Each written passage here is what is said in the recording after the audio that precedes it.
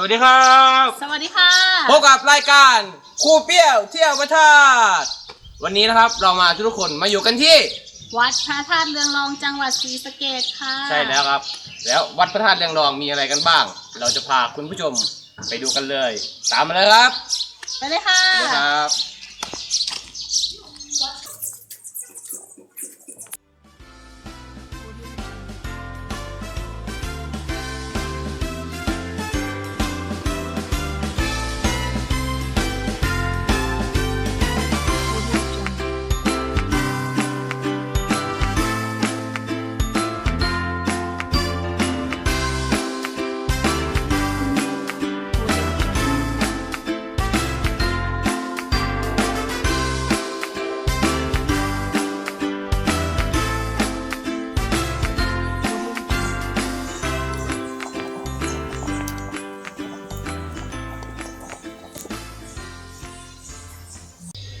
นะคะตอนนี้เราก็มาอยู่ภายในวัดพระธาตุเรืองรองแล้วนะคะตอนนี้เราอยู่ในชั้นที่1ของวัดพระธาตุเรืองรองนะคะ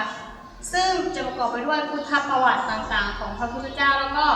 พระเวสสันดรแล้วก็ประติมากรรมต่างๆภายในวัดนะคะซึ่งต่อไปเราก็จะพาท่านผู้ชมไปชมในชั้นที่2นะคะว่ามีอะไรกันบ้างชมกันเลยค่ะ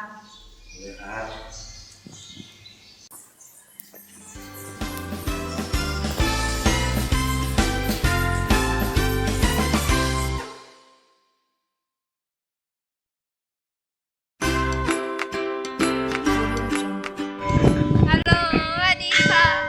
เดี๋ยวเราจะพาไปดูว่าเผ่าต่อไปที่เราจะไปคือเผ่าอะไร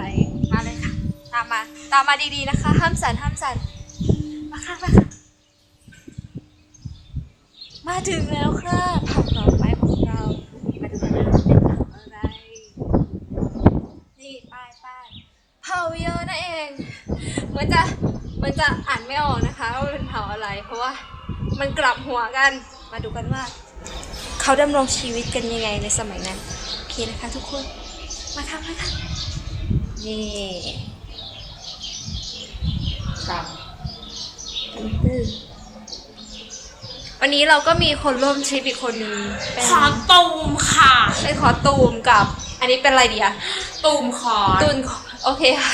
ขอตูมกับตูมคอร์สมาถ่ายวิดีโอกันเองค่ะโอเคนะ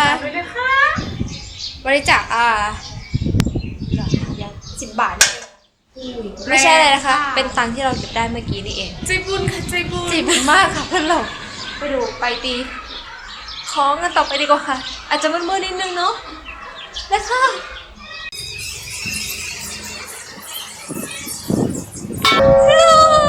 ถึงที่ตีคล้องแล้วค่ะมาดู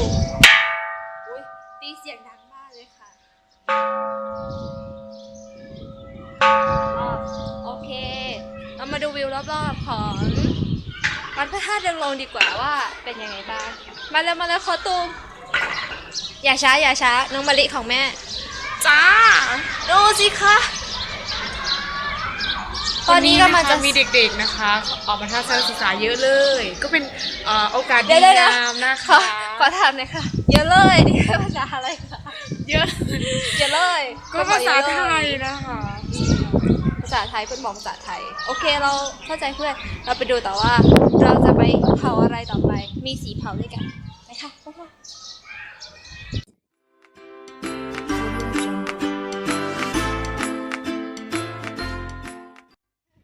เผาสวยเผาอะไรนะคะเผาสวยค่ะเผาสวยอ่านใหม่สิคะเผาสวยค่ะสวยเผาสวยเป็นเผาของเราเองภาษาเราภาษาสวยสวัสดีก็สวัสดีค่ะไม่มีอะไรบ้างแล้วซิบายนี่ภาษาอะไรคะซิบายแปลว่ากินข้าวเป็นภาษาเขมรนะคะอ๋อแปลว่ากินข้าวนะคะ โซเชียลเข้มค่ะเหนื่อยมากเลยค่ะไปเลยค่ะ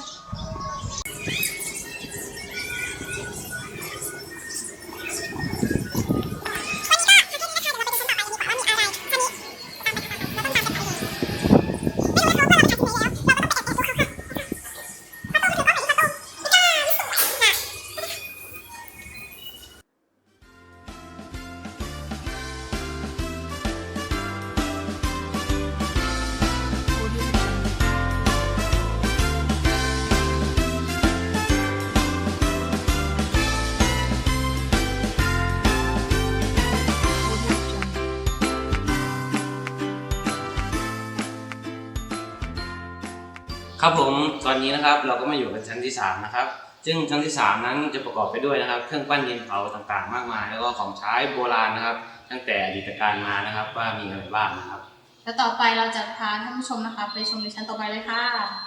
ไปเลยครับ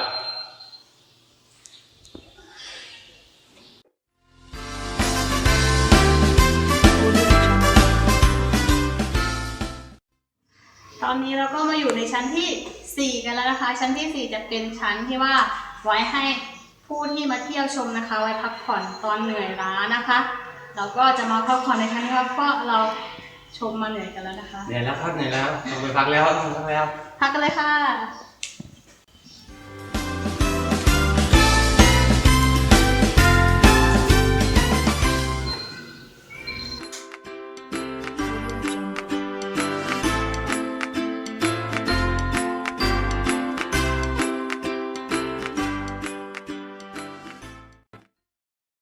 ก็มาอยู่ในชั้นที่ 5 นะคะของพระธาตุเรืองรองซึ่งชั้นที่ 5 นะคะจะจัดนิทรรศการพระราชกรณียกิจต่างๆ ของพระบาทสมเด็จพระเจ้าอยู่หัวนะคะ ซึ่งพระบาทสมเด็จพระเจ้าอยู่หัวทรงเสด็จมาเยือนจังหวัดศรีสะเกษของเรานะคะ เมื่อปีพ.ศ. 2478 นะคะ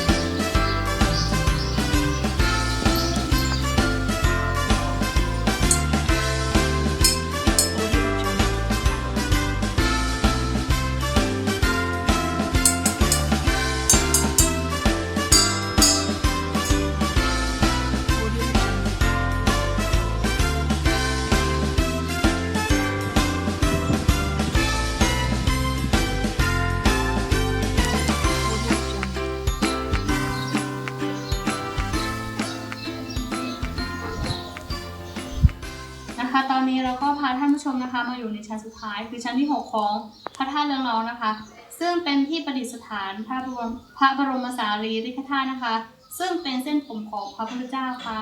ครับผมและชั้นที่6นี่ครับก็จะเป็นจุดชมวิวที่สวยงามมากเลยนะครับก็เป็นชั้นสุดท้ายของพระธาตุเรืองรองแห่งนี้นะครับก็บรรยากาศตอนนี้ก็ดีมากเลยนะครับ ก็พาทุกคนไปชมวิวกันเลยครับ ไปแล้วค่ะ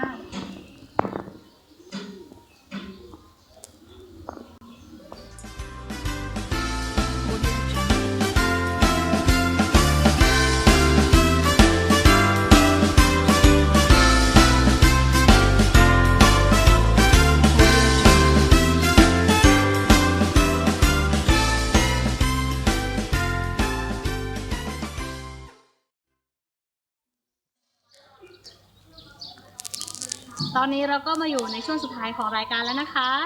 ครับผมก็อยากจะฝากถึงทุกๆคนนะครับที่สนใจอยากท่องเที่ยวทำบุญหรือว่าพักผ่อนหย่อนใจนะครับสถานที่วัดพระธาตุเรืองรองแห่งนี้นะครับก็ยินดีต้อนรับทุกๆท่านนะครับก็เวลาเปิดก็ตั้งแต่6 โมงถึง6 โมงเย็นนะครับก็ไม่อยู่ไกลตัวเมืองมากนักก็เชิญทุกคนมาเที่ยวกันได้นะครับ ค่ะ ก็สำหรับวันนี้รายการผู้เปรี้ยวเที่ยวพระธาตุขอลาคุณผู้ชมไปเพียงแค่นี้สวัสดีครับบ๊ายบาย